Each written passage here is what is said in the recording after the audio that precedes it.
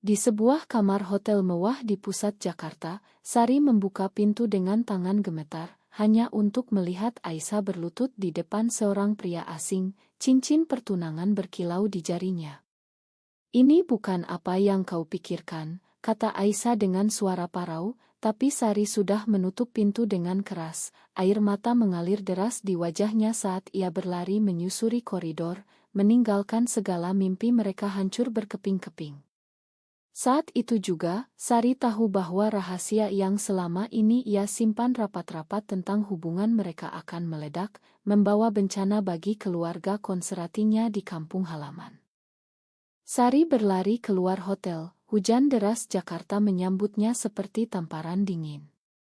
Ia naik taksi online, tangannya masih gemetar saat memesan tujuan ke apartemen kecilnya di pinggiran kota. Pikirannya berputar-putar, bagaimana bisa Aisyah, orang yang ia cintai lebih dari siapapun, melakukan ini. Mereka bertemu 2 tahun lalu di sebuah kai kecil di Tamrin, saat Sari bekerja sebagai desainer garis lepas dan Aisyah sebagai mahasiswa pascasarjana di universitas terkemuka. Percakapan singkat tentang seni kontemporer berubah menjadi malam panjang penuh tawa dan rahasia dibagikan. Sari, yang tumbuh di keluarga Muslim tradisional di Yogyakarta, selalu menyembunyikan orientasi seksualnya. Ia tahu risiko. Ayahnya, seorang guru agama, pernah mengatakan bahwa cinta seperti itu adalah dosa yang tak termakan. Tapi dengan Aisyah, segalanya terasa benar. Aisyah, dengan latar belakang keluarga kaya di Jakarta, tampak lebih bebas, tapi Sari sekarang ragu. Apakah semuanya bohong? Di apartemen, Sari langsung menelepon sahabatnya, Lina. "Lina, aku baru saja melihat Aisyah. Dia bertunangan dengan seorang pria." Sari terisak. Lina, yang tahu rahasia mereka, terdiam sejenak sebelum menjawab, "Kau harus bicara dengannya dulu. Mungkin ada penjelasan." Tapi Sari sudah memutuskan, ia tak bisa lagi percaya. Malam itu, ia mengemasi barang-barang Aisyah yang tersisa di apartemennya, baju, buku, dan oto mereka berdua di pantai Bali. Setiap barang membawa kenangan, liburan rahasia di mana mereka berjanji selamanya, meski tahu masyarakat Indonesia tak akan pernah menerima. Sari ingat bagaimana Aisyah meyakinkannya, "Kita bisa hidup bahagia, Sari. Kita pindah ke luar negeri jika perlu." Tapi sekarang, janji itu terasa seperti pengkhianatan. Pagi berikutnya, Sari bangun dengan mata bengkak. Ia harus pergi ke kantor, tapi pikirannya tak bisa fokus. Di meja kerjanya, ia menerima pesan dari Aisyah, "Tolong jawab panggilanku. Ini bukan seperti yang kau lihat." Sari mengabaikannya, tapi hati kecilnya bergejolak. Ia tahu Aisyah bukan orang jahat, mungkin ada tekanan dari keluarga. Keluarga Aisyah, pemilik bisnis besar, selalu mendesaknya menikah dengan pria dari kalangan atas untuk menjaga nama baik. Sari pernah mendengar cerita Aisyah tentang ibunya yang mengatur perjodohan sejak kecil. Tapi mengapa Aisyah tak bilang? Apakah ia takut Sari tak bisa menerima? Konflik batin Sari semakin dalam. Ia mencintai Aisyah, tapi juga takut kehilangan keluarganya sendiri. Jika rahasia ini bocor, ayahnya bisa sakit hati, adiknya diejek di sekolah. Sari memutuskan untuk bertemu Aisyah malam itu, tapi dengan hati yang sudah retak. Pertemuan di kai kecil yang sama di mana mereka pertama bertemu. Aisyah datang dengan wajah pucat, mata merah karena menangis. "Sari, pria itu adalah sepupu teman ayahku. Cincin itu dari keluarga, tapi aku tak mau. Aku dipaksa datang ke pertemuan itu." Sari menatapnya tajam. "Kenapa tak bilang padaku? Kau tahu aku akan mengerti." Aisyah menunduk, "Aku takut kau marah. Keluargaku mengancam akan memutus bantuan finansial jika aku tak menikah tahun ini." Sari merasa campur aduk, marah, tapi juga kasihan. Mereka berpelukan, tapi Sari tahu ini baru awal dari badai. Di luar Kai, seorang teman keluarga Sari melihat mereka, dan gosip mulai menyebar. Keesokan harinya, telepon dari Ibu Sari datang. Sari, ada rumor aneh tentangmu dan teman perempuanmu itu. Apa benar kau? Sari membeku. Ya bohong, tidak, Bu. Itu cuma gosip. Tapi hati kecilnya tahu kebohongan ini akan menumpuk. Aisyah menelepon, kita harus bicara dengan keluargamu. Aku siap menghadapi semuanya. Sari ragu apakah ia siap kehilangan segalanya untuk cinta ini. Pikirannya dipenuhi gambar ayahnya yang kecewa, masyarakat yang menilai. Tapi ia juga tak bisa bayangkan hidup tanpa Aisyah. Keputusan pertama, Sari setuju bertemu keluarganya bersama Aisyah. Mereka naik kereta ke Yogyakarta, perjalanan yang seharusnya romantis berubah tegang. Di kereta, mereka berbisik tentang rencana, tapi Sari merasa ada yang tak beres. Aisyah tampak gelisah, sering memeriksa ponsel. Ada apa? Tanya Sari. Aisyah menggeleng, tidak ada. Tapi Sari curiga. Sesampainya di Yogyakarta, keluarga Sari menyambut hangat, tapi ayahnya langsung bertanya, siapa temanmu ini? Sari memperkenalkan Aisyah sebagai teman dekat. Malam itu, di kamar Sari, mereka berpelukan diam-diam, tapi suara ayah berdoa di ruang tengah mengingatkan risiko. Keesokan pagi, Sari memutuskan bicara. Di meja sarapan, ia berkata, Ayah, Bu, aku punya pengakuan. Ayahnya memandang tajam. Aku mencintai Aisyah. Bukan sebagai teman. Ruangan hening. Ayah Sari bangkit, wajahnya merah. Apa kau gila? Ini melawan agama, melawan adat. Ibu Sari menangis. Aisyah mencoba bicara, Pak, kami saling mencintai. Tolong pahami. Tapi ayah Sari mengusir Aisyah. Sari terjebak, ikut Aisyah atau tinggal. Ia memilih ikut Aisyah, meninggalkan rumah dengan air mata. Harga pertama dibayar, kehilangan keluarga. Di kereta pulang, Sari menangis. Kenapa harus begini? Aisyah memeluknya, kita akan kuat bersama. Tapi di Jakarta, masalah baru muncul. Teman kerja Sari mulai bergosip, dan bosnya memanggil. Sari, ada isu tentang orientasimu. Ini bisa memengaruhi citra perusahaan. Sari marah, mengapa cinta harus memengaruhi karier? Ia memutuskan bertahan, tapi tekanan semakin berat. Aisyah juga menghadapi keluarganya, ayahnya memutus dukungan finansial. Mereka pindah ke apartemen kecil, berjuang finansiali. Cinta mereka diuji, argumen kecil menjadi besar. Sari mulai ragu apakah ini layak. Aisyah meyakinkan, tapi rahasia lama muncul. Sari menemukan pesan lama di ponsel Aisyah dari mantan pacar pria. Kau pernah bilang kau strike, tuduh Sari. Aisyah mengaku itu dulu sebelum bertemu kau. Tapi kepercayaan retak lagi. Konflik semakin dalam. Sari memutuskan butuh waktu sendiri, tinggal sementara di rumah Lina. Lina yang strike dan menikah, mendukung tapi khawatir. Sari, masyarakat kita belum siap. Kau bisa terluka lebih dalam. Sari tahu itu benar, di Indonesia, undang-undang tak melarang LGBT, tapi diskriminasi ada di mana-mana. Berita tentang penggerebekan komunitas LGBT di Jakarta membuatnya takut. Di sisi lain, Aisyah berjuang sendirian. Ia mencoba bicara dengan keluarganya lagi, tapi ibunya berkata, kau harus pilih kami atau dia. Aisyah memilih Sari, tapi harga kehilangan warisan. Ia mulai kerja paruh waktu sebagai tutor, meninggalkan mimpinya lanjut studi. Saat Sari kembali, mereka berbaikan, tapi luka tetap. Suatu hari, Sari mendapat panggilan dari adiknya, Rina. Kak, ayah sakit. Ia bilang karena kau. Sari terpukul. Ia memutuskan pulang ke Yogyakarta sendirian. Di rumah, ayahnya terbaring lemah. Sari, kenapa kau lakukan ini? Kau tahu ini salah. Sari menangis, ayah, ini aku yang sebenarnya. Aku tak bisa ubah. Ayahnya diam, tapi ibunya memohon, tinggalkan dia, Sari. Kami bisa cari jodoh bagus. Sari ragu apakah ia harus mengorbankan cinta untuk keluarga. Ia ingat momen bahagia dengan Aisyah, piknik di Borobudur, janji abadi.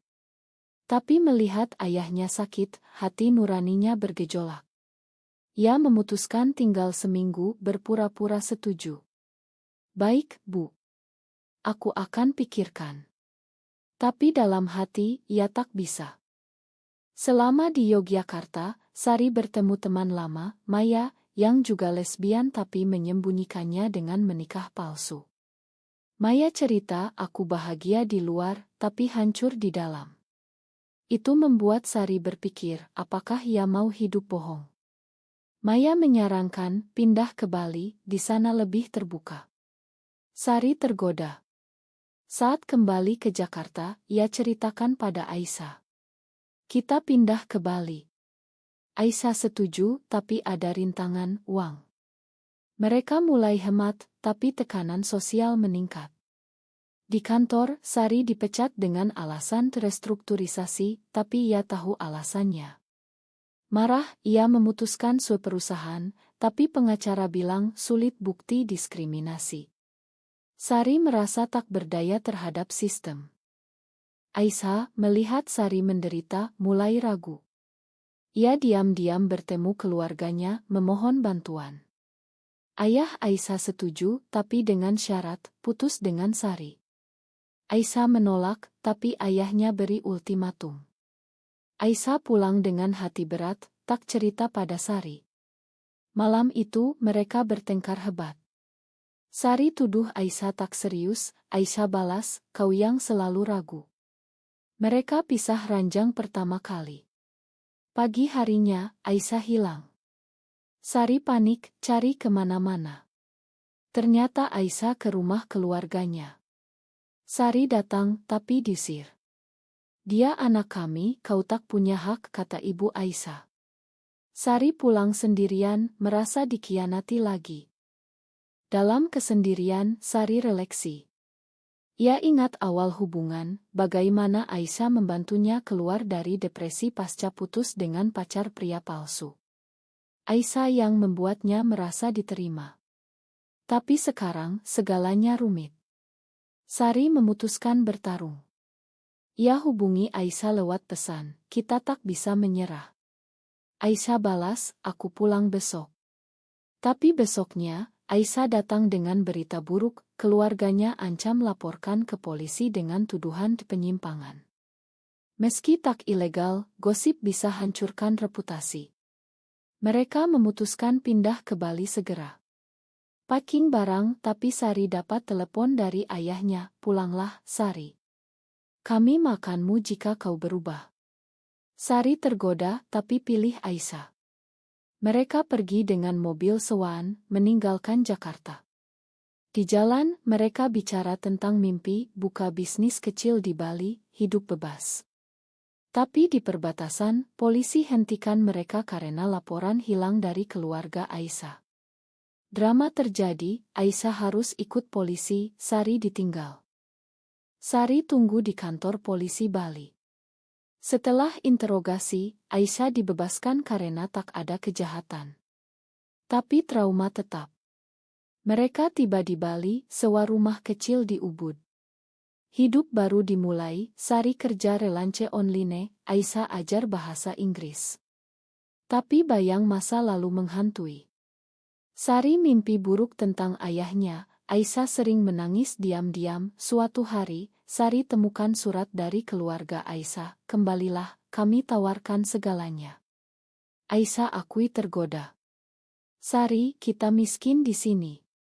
Apa ini layak? Sari marah, kau mau tinggalkan aku. Argumen pecah, Aisyah pergi jalan-jalan sendirian. Saat kembali, ia bilang, aku pilih kau. Tapi kepercayaan lagi-lagi goyah. Kehidupan di Bali tampak tenang, tapi badai datang lagi. Adik Sari, Rina, datang tak diundang. Kak, ayah semakin sakit. Ya mau kau pulang. Sari terbelah, cinta atau keluarga. Ya ajak Rina bicara. Rina yang lebih muda dan terbuka, bilang aku dukung kau, Kak. Tapi ayah tak bisa terima. Sari putuskan pulang ke Yogyakarta dengan Rina, tinggalkan Aisyah sementara. Di pesawat, Sari pikir, apakah ini pengkhianatan? Sesampai rumah, ayahnya lemah tapi marah. Kau bawa malu keluarga. Sari jelaskan, ayah, cinta tak salah. Tapi ayahnya beri ultimatum, pilih kami atau dia. Sari pilih keluarga, bohong pada Aisyah lewat telepon, aku butuh waktu. Hati Sari hancur, tapi ia rasa ini benar untuk ayahnya. Di Yogyakarta, Sari ikut rawat ayahnya. Ibu senang, atur pertemuan dengan pria dari kampung. Sari pura-pura setuju, tapi hatinya untuk Aisyah. Pesan dari Aisyah datang bertubi, kenapa kau bohong? Sari abaikan, tapi rasa bersalah menumpuk.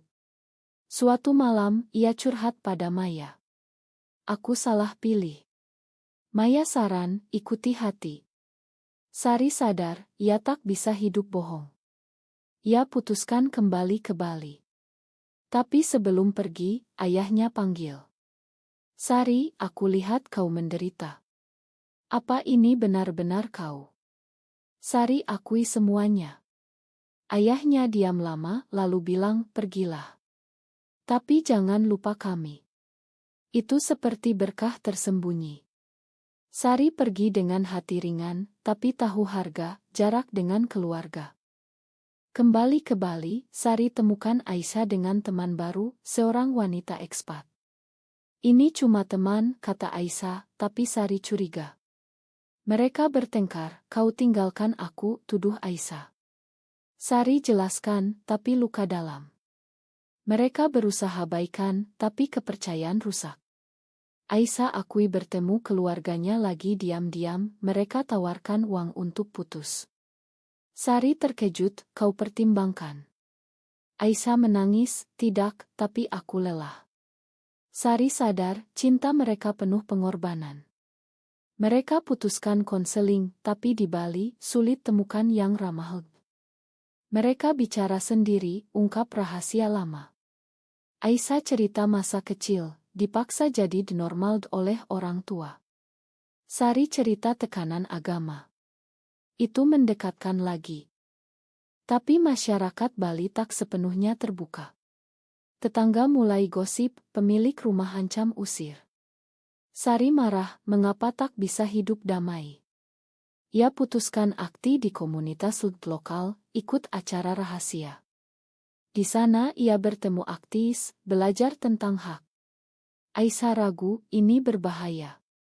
Tapi Sari yakin, kita harus berjuang. Keputusan ini bawa risiko, demo kecil di Denpasar, Sari ikut, oto tersebar online. Keluarga Sari lihat, ayahnya telepon, kau malu kami lagi. Sari tegar, ini untuk keadilan. Tapi harga, ancaman online dari netizen konservatif. Aisyah takut, ingin pindah lagi. Ke Australia mungkin. Sari setuju, tapi butuh uang. Mereka kerja keras, tapi tekanan pecah. Suatu malam, Aisyah hilang lagi. Sari cari, temukan di bar dengan teman ekspat tadi. Kau selingkuh, tuduh Sari. Aisyah menyangkal, cuma minum untuk lupakan stres. Tapi Sari tak percaya, pulang sendirian. Pagi harinya, Aisyah kembali dengan tiket pesawat, aku pulang ke Jakarta. Keluargaku sakit. Sari tahu itu bohong. Kau tinggalkan aku karena tekanan. Aisyah akui, aku tak kuat lagi. Ma. Sari hancur, pengkhianatan terbesar. Ia biarkan Aisyah pergi, tapi hatinya mati rasa. Sendirian di Bali, Sari refleksi, semua pengorbanan sia-sia. Ia putuskan tetap berjuang, ikut ngol. Tapi kesepian menyiksa. Pesan dari Aisyah datang, aku salah. Kembalilah. Sari ragu, percaya lagi. Sari memutuskan tak balas pesan Aisyah. Ia fokus pada diri sendiri, kerja di ngo, bantu orang lain hadapi diskriminasi. Di sana ia bertemu Nita, wanita kuat yang cerita pengalaman serupa. Nita jadi teman dekat, tapi Sari tak siap untuk hubungan baru. Pikirannya masih pada Aisyah, apakah ia benar-benar pergi? Suatu hari, Lina telepon, Aisyah di Jakarta, ia bertunangan lagi dengan pria. Sari terpukul, tapi tak terkejut.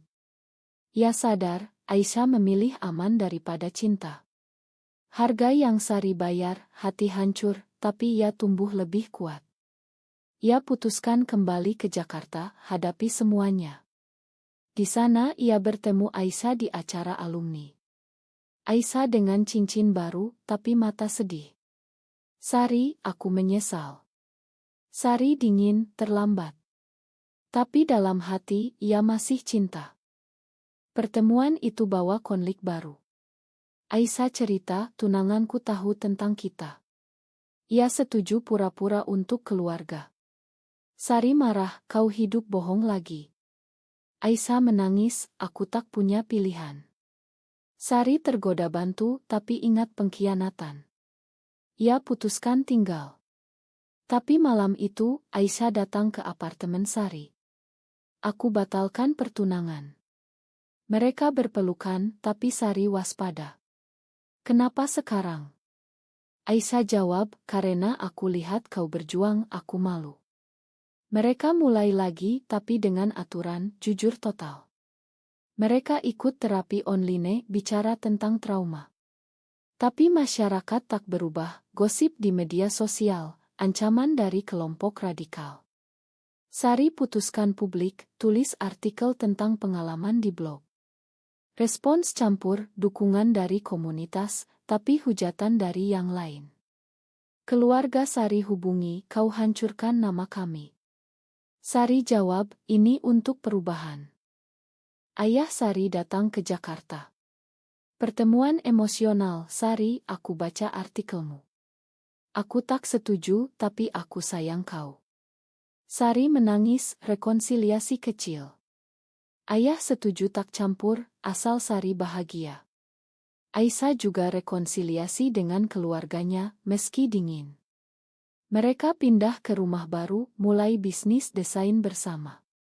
Tapi ujian terakhir datang, Aisyah dapat tawaran kerja di Singapura, tapi harus sendirian dulu. Kau ikut nanti, kata Aisyah. Sari ragu, lagi-lagi pisah. Ia setuju, tapi hati berat. Saat Aisyah pergi, Sari temukan bukti, Aisyah chatting dengan mantan. Ini apa? Tanya Sari lewat video call. Aisyah akui, cuma teman. Tapi Sari tak percaya, putus hubungan. Aisyah pulang cepat, tapi Sari sudah pergi ke Yogyakarta. Di rumah keluarga, Sari rawat diri. Ayahnya dukung, kau pantas yang lebih baik. Sari sadar, mungkin cinta ini tak ditakdirkan. Ia fokus karier, jadi aktis penuh waktu. Bertahun kemudian, ia bertemu Aisyah lagi di konferensi di Jakarta. Aisyah sendirian, cerita gagal pernikahan palsu. Aku masih cinta kau. Sari tersenyum pahit, terlambat. Aku sudah move on. Tapi hati kecilnya berbohong. Mereka bicara panjang, ungkap luka lama. Aisyah akui kesalahan, aku takut masyarakat, aku khianati kau. Sari makan, tapi tak kembali. Kita teman saja. Harga akhir, kehilangan cinta, tapi dapat kebebasan. Sari pulang dengan hati damai, tahu ia telah berjuang. Tahun berganti, Sari jadi figur terkenal di komunitas Indonesia. Ia tulis buku tentang perjuangannya, inspirasi banyak orang. Tapi dalam hati, kenangan Aisyah tetap. Suatu hari, Aisyah hubungi, aku sakit, tolong datang. Sari pergi ke rumah sakit di Jakarta. Aisyah terbaring, diagnosis kanker. Ma atas segalanya, kata Aisyah lemah. Sari menangis, aku makan kau sejak lama. Mereka habiskan waktu terakhir bersama, cerita mimpi yang tak tercapai. Aisyah meninggalkan Sari dengan luka baru. Pemakaman penuh kontroversi, keluarga Aisyah tak inginkan Sari dekat, tapi Sari tetap datang, beri penghormatan. Itu buat Sari lebih tegar, ia kampanye lebih keras untuk Hakud. Di akhir perjuangan, Sari refleksi, semua pengorbanan, pengkhianatan, dan kehilangan membentuknya. Ia bertemu pasangan baru, tapi tak seperti Aisyah. Cinta pertama itu unik, penuh drama. Sari sadar, masyarakat Indonesia perlahan berubah, tapi masih jauh. Ia terus berjuang untuk generasi selanjutnya. Tapi pertanyaan tetap, apakah semua ini layak? Apakah benar bahwa pengorbanan untuk cinta sejati selalu membawa kebahagiaan pada akhirnya?